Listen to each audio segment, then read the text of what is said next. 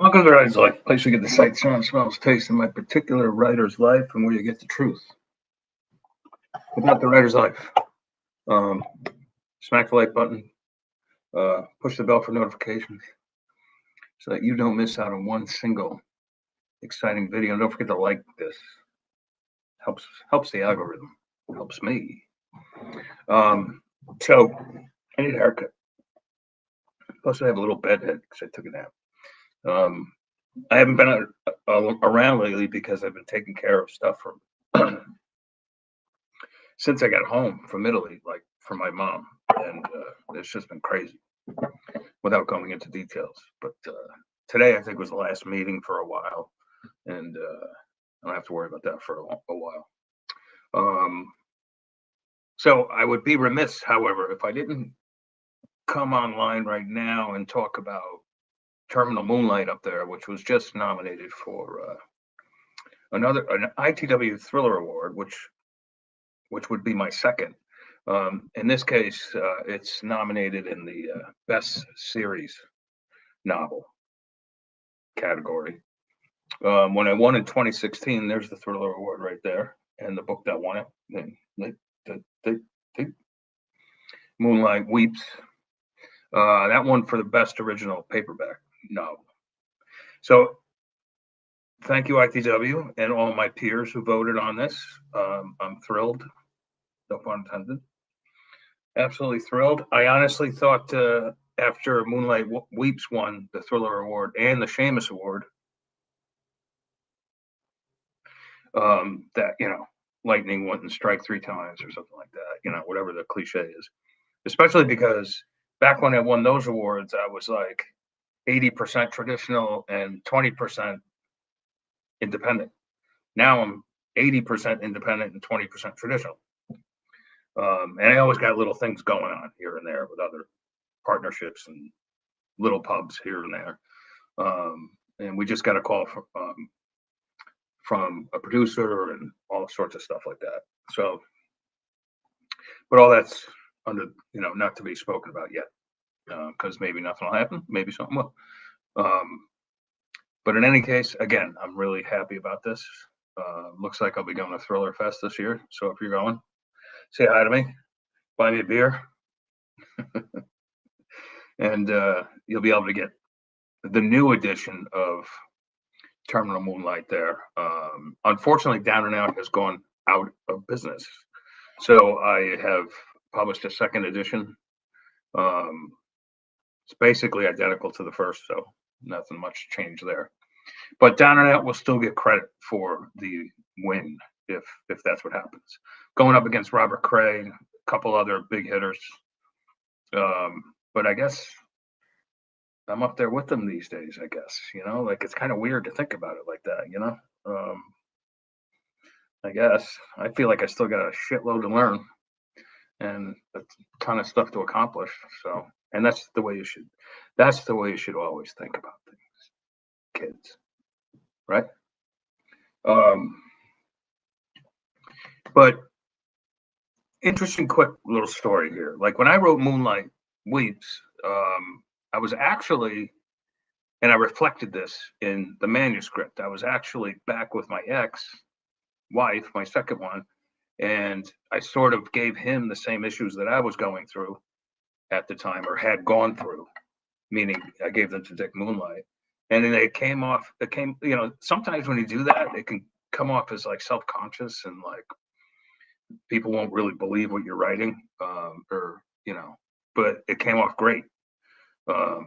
So I've always said that sometimes, like, instead of a shrink, I write it, this is what I do instead of a shrink, right? I just get everything out on the paper and it like frees it from my brain. And now fast forward a few years, the ex just kicked me out again in typical Moonlight fashion.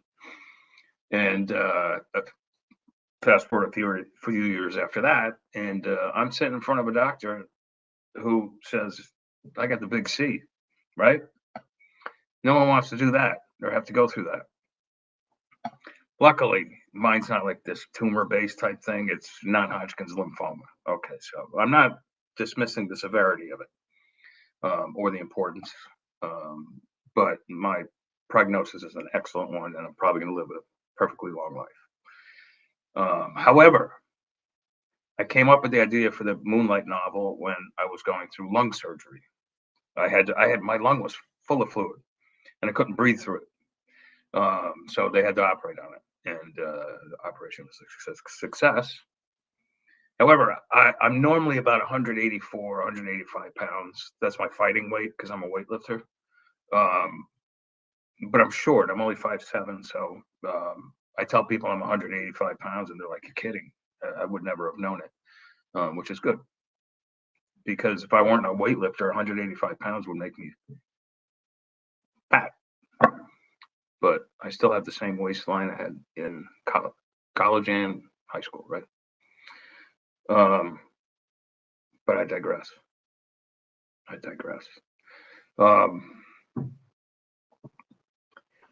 So I wrote Terminal Moonlight under very different circumstances. Some people, when they go through what I went through in 2024 and all through 2025, they might get depressed. They might be very anxious. They might feel like, why me? All those things. I have to say I never felt that way, ever, at all. And the reason being was because I had too many books to write, and I still do. And so I never skipped a beat. The only thing I skipped a beat for, and then I'm still skipping a beat for, because I'm going through what they call maintenance, and it's this chemical called Rituxan. It's not chemo, but it does sort of the same stuff that chemo does. Basically, it kills your B cells, so your immune system is almost non-existent, and stem cells they're not up to par and stuff like that. So you get tired a lot. So like, whereas I used to sleep like 7 to 8 hours a night, now I sleep 10 to 11 hours. I get up to take a wee, right? Because I'm old, but and then I take a nap in the afternoon. That's how I have to run my life. Even when I was in Italy, that's how I ran my life, and it worked very well.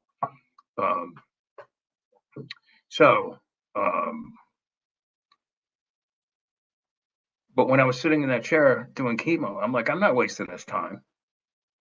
And thanks to my good friend and Albany's other best-selling mystery writer, Tom Schreck, and I strongly suggest you check out his Duffy books, Duffy Dombrowski. Awesome books.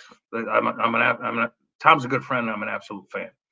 But he has the same thing, the same non-Hodgkin's lymphoma, and he guided me through the process.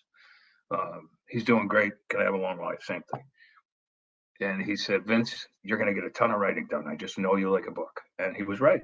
And so I wrote Terminal Moonlight in like 6 weeks or less while I was sitting in that chemo chair and at my desk, of course. And I gave it to Down and Out Books, and they loved it. And they're like, yep, coming out with it. So like within 3 months, it was out. They were a great publisher to work with. Oh my God, they were fantastic. Great covers, great, not great publicity. That's the only problem. And because of it, they went out. They went under, but just great people and all that sort of stuff. So now I have it back, and there's a new edition, like I said. In any case, it gets nominated, or it's a finalist for a Thriller Award, and I'm just like over the moon about it. And like Moonlight Weeps, I gave all my problems to Dick Moonlight. So that's reflected in the book. And in fact, both books are parallel in that they sort of end on the same note, same exact note. I'm not going to give anything away, but they both end on an extremely emotional note that you don't see coming. And I can tell you that for sure. And it was funny because like I didn't even remember Terminal Moonlight. And so because anything that's like a year old for me is like ancient history. So I went back to it, and I'm reading like the last few pages. And then I went back to Moonlight Weeps and read those few pages. And I'm like, the same Xandri was definitely at his peak writing both these books. And you'll see when you read it.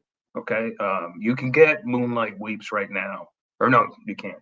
You can get Terminal Moonlight right now for free for 2 days because I need eyes on that book. It's that new. There's only like one review. I need reviews. So I'm going to be pushing this for the next 3 months until the Thriller Fest in May, on May 9th, something like that. The weekend of May 9th down in New York City. I need a tux. I need a date. I think I have a date. I had a coffee date. A nice. This is an incidental or a incidental. No, hardly incidental at all. This is tangential. Get your words right, Vince. The hair is distracting me. The flock of seagulls haircut. I don't know. Suddenly, I feel like listening to new electronic new wave music. Anyway, where was I? Oh my god.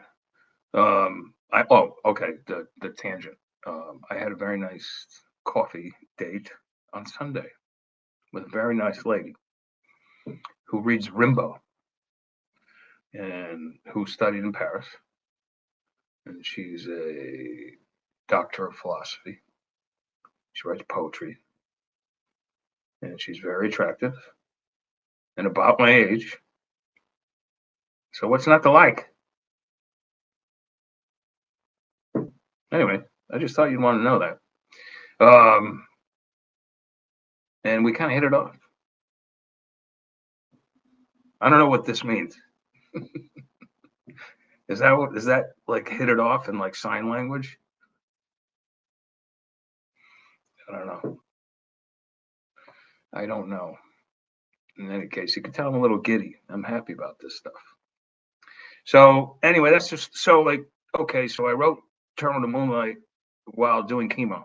I did 6 chemos for 6 months, 1 a month. And it worked. Worked really well, in fact. And I never got sick, none of that stuff. But the point being is, don't let me ever hear another writer be like, oh, the conditions aren't good enough for me to write.